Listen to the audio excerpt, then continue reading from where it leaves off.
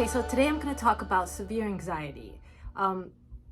Each of us, I think, in the household overall have dealt with some form of anxiety, especially dealing with all the medical issues that we deal with here in the household.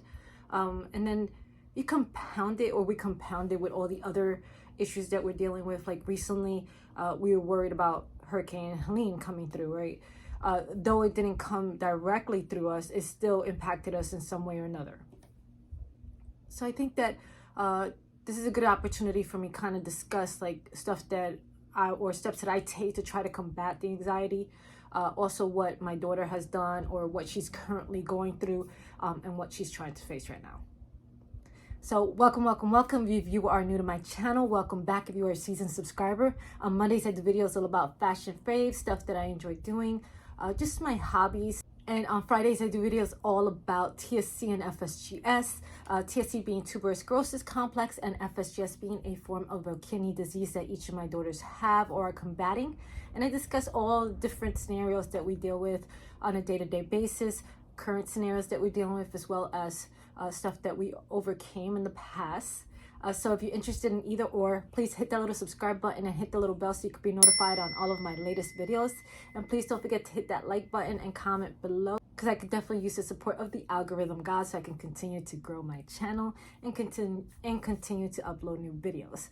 And I'm really close to 300, so I mean, a little bit overwhelming because I did start at 0, and I'm really excited as I continue down this journey, and I share with you all of our major medical hurdles that we've dealt with, and hopefully I can give you guys some insights if you are dealing or combating with stuff like this really difficult disease like tuberous sclerosis complex or FSGS, which is probably just as, or if not more, complex. So thank you again, and I hope you guys are all having an amazing day, and let's get started. So this past couple of weeks, my oldest daughter has been dealing with a lot of severe anxiety. I noted on one of my shorts that she deals with this stuff anytime she feels off slightly. If she feels a little bit off, she definitely starts having these severe panic attacks, which is it's debilitating, right? Anytime that you are just trying to go about your day and you start feeling just imagine just feeling a little bit off, having a headache or a stomach ache, and you immediately associate that with some issue, or you're having an issue with your donated kidney or any donated organ, right? So that's definitely going to be something that comes up, and you start to have some form of anxiety. It doesn't necessarily mean that you're going to have severe anxiety at every step. It just means that it can happen in intervals. You can have one incident where you're severely impaired, or you can have another incident where you're just feeling off a little bit. So for my oldest daughter, when let's say she traveled to New York not too long ago, she was traveling a few times back and forth to New York. She did have certain scenarios where she was just feeling extremely off. So let's say she's going to see her cousin, or she's going to meet up with her cousin at a restaurant. Then she starts to overthink the situation, and she starts to panic because now she's surrounded with different people that she doesn't know. And she's already feeling a little bit nervous about meeting people or strangers, and she's already feeling sick or slightly off because she isn't feeling well, right? So where she has a headache, let's say, or she has a back pains or stomach aches. So that's another form of just another issue that she runs into that she's trying to combat or she's trying to manage. So for me, for example, as a mother, and I'm kind of giving you it from both angles because I think that a lot of it right now, I'm just trying to kind of give you my insight on how I deal with my anxiety, as well as just give you examples of the type of anxiety that my daughter's still going through, and as well as my youngest. So for me, recent incident that I had was I knew that Hurricane Helene was coming here to Florida. So I immediately start to panic, right? I immediately start thinking of, do we need to evacuate? Do we have everything we need? Are we going to lose power? Because I'm thinking it's not only about securing the home and making sure we have everything we need to ensure that we are ready and prepared. Because not for nothing, but my husband is really good at that. So, and I'm always doing the checklist because I know that for my job, unfortunately, we do activate EOCs. So as soon as there is a hurricane coming, now I have to consider all these factors. Is it going to affect our home? How is it going to affect us or our ability to get health care if we need it? Also, my job, I have to immediately report to my office for an EOC activation, meaning that we have to open up operations and make sure that we're there and getting all of our equipment. I don't want to go too much into my position, but making sure that we have everything we need and be prepared to ensure that our customers are good to go, because we are part, again, of that EOC and hurricane restoration efforts. So now my anxiety starts to build up, right? Because now I'm thinking, okay, we're going to be dealing with this. I have to remember, I have to make sure that I know where to go if my daughters need medical attention. And I also have to be reporting to work and have to deal with the hurricane restorations. So the way I manage my anxiety is I start to jot down everything that I need to do, start recognizing my goals, and start hitting each goal one at a time, so that I see it on paper that I'm actually getting stuff done, versus just having a panic attack. Oh, when is it gonna, when am I gonna get here? Is it gonna get done? Am I gonna be okay? And start panicking and start losing full control. Then I know that, I'm gonna have a full-blown panic attack. So I jot down all of my information. What is my goal? What am I trying to do? What am I trying to accomplish? I see it on paper and it helps me identify that, right? And it helps me check off my list. So that's helped me greatly. I do use two other things, which I've discussed before. The Calm app. Whenever I start feeling overwhelmed, I put on one of the, to me, it's like a therapist where they kind of walk you through all of your goals and just very calming, try to get you to center yourself and kind of focus in. Helps me greatly. I'm not saying it would help everybody, but these are just tips that I use to kind of combat my anxiety. Third thing I do is I use a calming candle and also a calming tea. So with my calming candles, I put it on typically when I'm gonna take a warm shower. So I know when I start getting really full-blown panic attacks, I go into the shower, turn on the warm water, and I put on a candle. And I put my calming candle, and that brings me back to, kind of just focused, and I kind of just relax, and I'm able to get centered again. Another thing that I do is yoga. Yoga is really important for me, and I think that that's probably one of the biggest factors that I've actually gone through, because I use that alongside with the Calm app. So I'll put on the Calm app, and I also start to do some, it's not really, actually, let me correct myself. It's not yoga, it's more like a meditation, right? I do my sitting stance, I sit down, I close my eyes, and I start doing my breathing exercises. And really good, actually, you can get a lot of those breathing exercises directly from a therapist, which I haven't seen my therapist in a while, but when I was seeing her, she was able to give me these breathing exercises, which have worked phenomenally for me. So I get into my meditation stance, I put on the Calm app, I listen to whether it's bird, the ocean, therapist, either one, it all depends, right? I sit quiet in a quiet room. I dissociate myself from other areas of the house that's a little bit too chaotic. Our house is extremely chaotic with 2 puppies, teenage girl, all the medical emergencies and just a lot of chaos going on. So I have my own space, and this is actually my space, and I calmly sit down, and I just kind of give myself that opportunity to relax. Always give yourself, especially if you're in the chaos, separate yourself for about 20 minutes and just give yourself a little bit of downtime.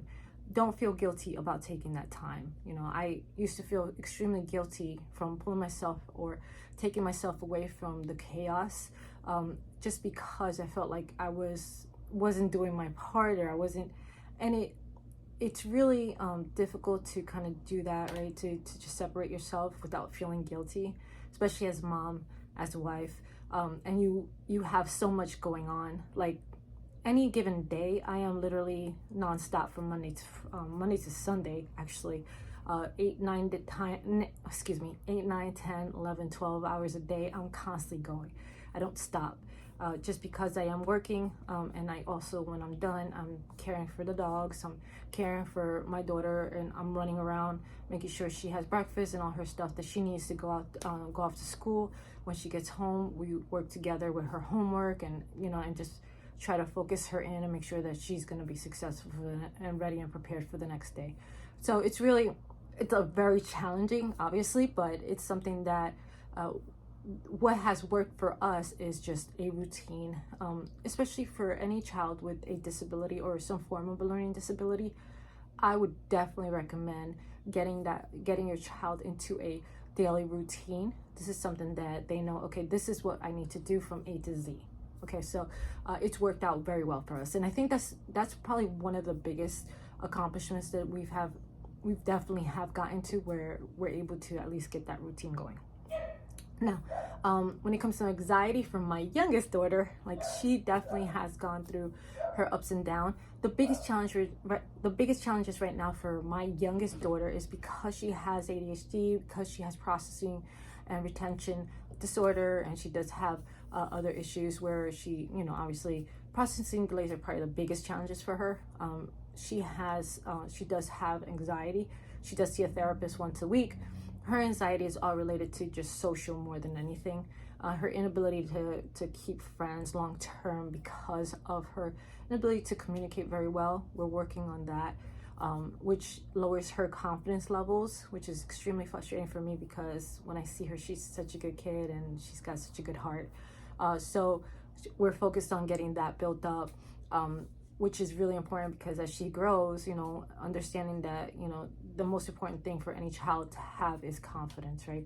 The lack of confidence makes it more challenging to manage, or to just be a parent to that child, because they think they're never good enough for stuff, and it's really frustrating. And as a mom, that breaks my heart, right? So the biggest thing for me is making sure that my daughter has the confidence to go into the next day, knowing that she is on a next level when it comes to young ladies, as far as, like, she's just a beautiful kid and has a beautiful soul, but is very, very misunderstood because of her disability. So I have to find that happy place. One great thing that just occurred today, actually about 2 days ago, we've been trying to get her an ID, and not for nothing, I'm gonna rant just for a minute. I went back to the DMV 3 times here in Florida. There is a new law in place here in Florida.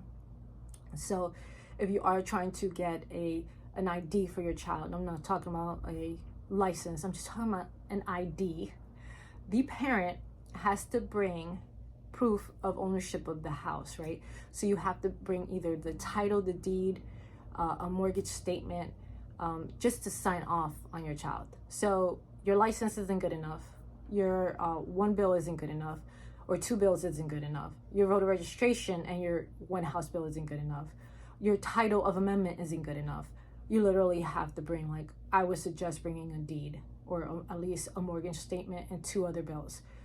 I had to go back 3 times in order to get this done. It was the most frustrating scenario, and this just changed 3 days ago. I mean, stop. It's ridiculous. Okay, ridiculous. But that was my rant for the day. Okay, so to go back to just overall, and that's what my youngest is dealing with, where she has social anxiety. So she's trying to overcome that, and I have to I'm still trying to search the right program for her to build up her confidence and her social skills. So I've tried a few things, but it hasn't worked as well as I would like to. So that's my main focus here. So I think that the struggles are real right now. We each have our own stuff that we're dealing with anxiety-wise. We are all I have to get back to seeing a therapist. I think it's really important right now. So that's going to be my next focus. My youngest is doing good with her therapist, but she's really, really struggling with her social life. So yeah, so those are our social life issues, and challenging, but it's just our day-to-day stuff that we need to deal with. And I will never give up on any of my girls, and I will fight tooth and nail until the end, until they are happy. All that matters to me is that my girls are happy, they're healthy, and they are ready to go. Thank you everyone for taking the time out to come and check out my videos. I hope this was informative. I hope I'm able to provide as much information as I can. And thank you so much for joining me today. I hope you are all having an amazing day. Please don't forget to hit the subscribe button and hit that little bell so you could be notified on all of my latest videos. And please don't forget to hit that like button and comment below. Let me know how you deal with your anxiety, and maybe you can give me a few suggestions on how to help combat my daughter's anxieties. And yeah, just try to kind of calm the waves, right, as they say. And please don't forget to focus through and evolve. Ciao.